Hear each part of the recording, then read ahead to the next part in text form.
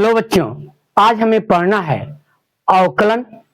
और अवकलन का पहला लेक्चर में हम सभी सूत्र का ड्राइवेशन अथवा उनको समझा चुके हैं। आज हमें जानना है कुन सूत्रों का प्रयोग प्रश्नावली 6.1 में कैसे करेंगे, उस पर ध्यान देंगे। सबसे पहले हम क्या करते हैं कि पहले प्रश्न को देखते हैं और प्रश्न में क्या कह रहा है उस पर ध्यान देंगे। कह रहे निम्न फलनों का x के सापेक्ष अवकलन गुणांक ज्ञात कीजिए। तो हम हल लिखेंगे और प्रश्न को उतार लेंगे।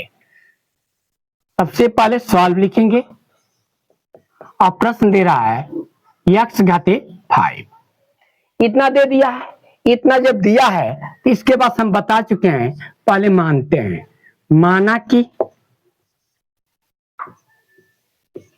मान लेंगे माना कि y बराबर x घाते 5। हल लिखेंगे, प्रश्न को उतार लेंगे। उतारने के बाद माना कि y बराबर x घाते 5। ये जो x जो दिया है, जो फलन दिया है, इससे स्वतंत्र फलन कहते हैं।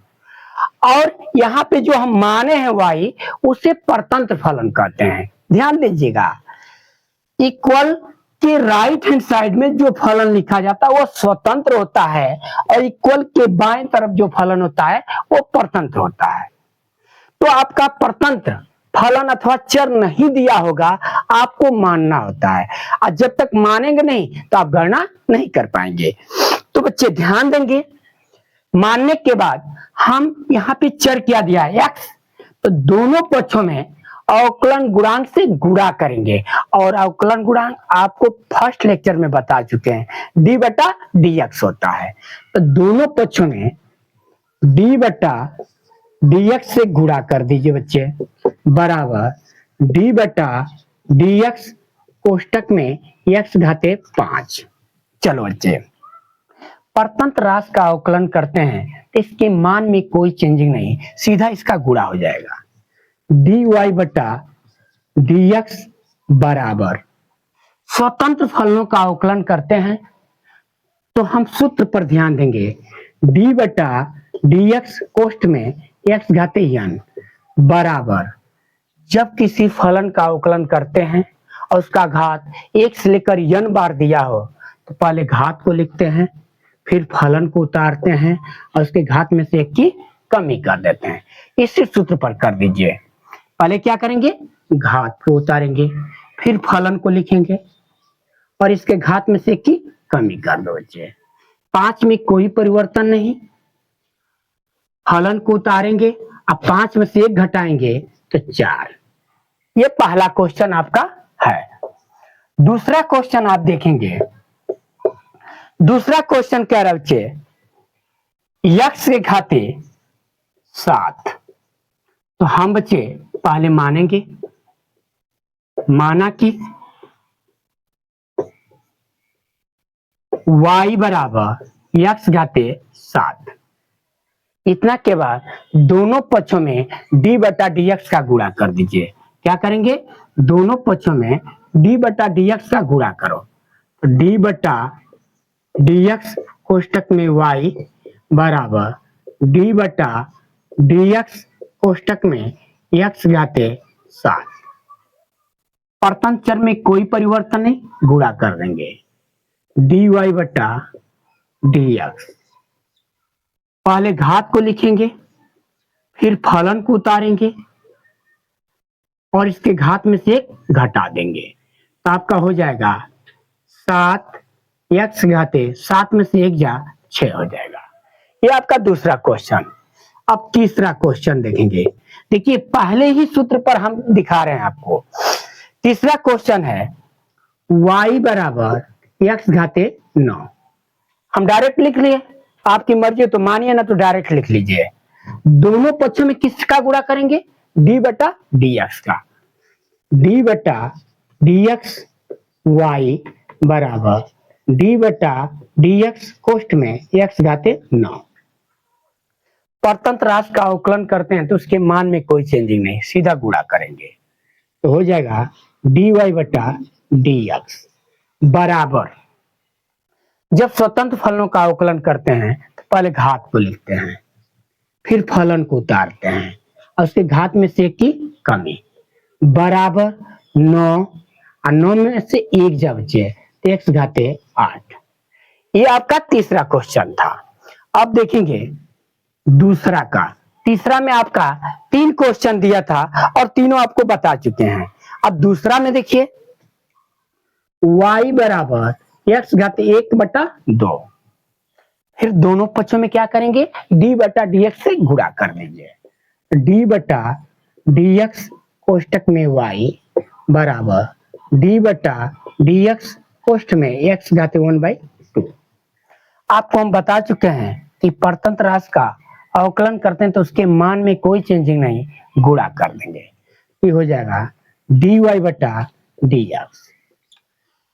स्वतंत्र फलनों का अवकलन करते हैं तो पहले घात को लिखते हैं 1/2, फिर फलन को उतारते हैं और उसके घात में 1 की कमी कर दें 1/2 - 1 बराबर 1/2 को उतार लेंगे और घात का कहीं किनारे लौसा ले लीजिए 1/2 - 1 लौसा लेंगे तो 2, 2 का 1 में गुणा करेंगे तो 2, 1 - 2, 1 में से 2 घटाएंगे तो आ जाएगा x घाते -1/2। यदि किसी फलन अथवा चर का घात अगर माइनस दिया है तो उसको धनात्मक बनाते हैं तो व्युत्क्रम कर देंगे 1/2 और इसका व्युत्क्रम करेंगे तो x घाते 1/2।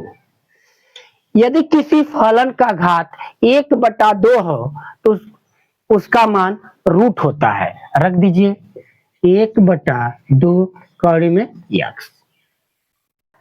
दूसरा क्वेश्चन देखेंगे तो दूसरा क्वेश्चन है y बराबर आपका दे रहा है x के घाते 7/3, दोनों पक्षों में d/dx का गुणा कर दीजिए। y बराबर d/dx कोष्टक में x घाते 7/3। परतंत्र राशि का अवकलन करते हैं तो इसके मान में कोई चेंजिंग नहीं, सीधा गुणा dy/dx। पहले घात को लिखेंगे बच्चे, घात को उतार लेंगे, फिर फलन को उतारेंगे 7/3 इसमें से 1 घटा देंगे बराबर 7/3 को लिख लेंगे और 7/3 में से 1 घटाएंगे तो लौसा ले लेंगे तो 3 का 1 में गुणा करेंगे तो 7 - 3 तो हो जाएगा x घाते 7 - 3/3 बराबर 7/3 को उतार लेंगे, 7 में से 3 घटाएंगे तो x घाते 4/3। ये हो जाएगा दूसरा क्वेश्चन है बच्चे।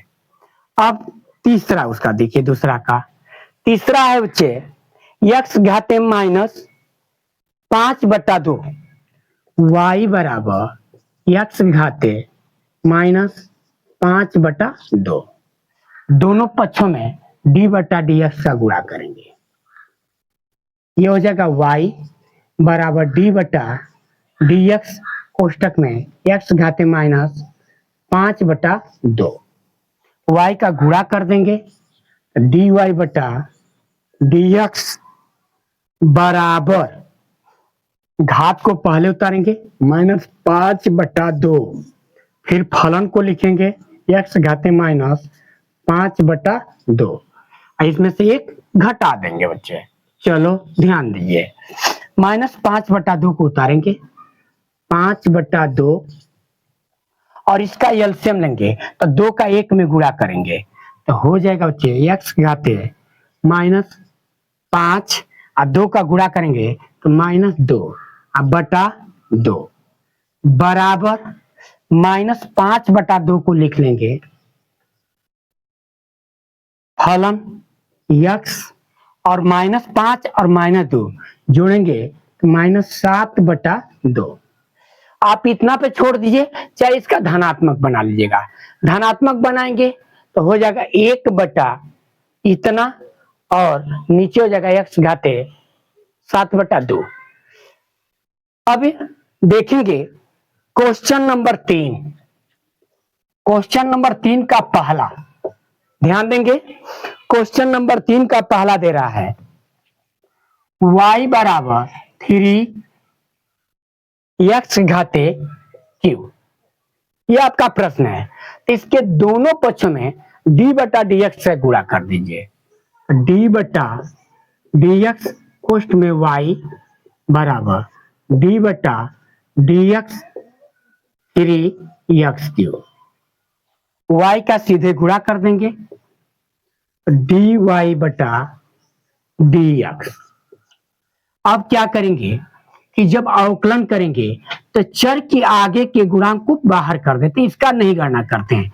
जिसको कांस्टेंट, कांस्टेंट माने नियतांक, कभी भी किसी चर के आगे अगर कोई गुणांक दिया है, अचर दिया है, तो उसका आप गणना नहीं कर सकते, उसको बाहर कर देंगे।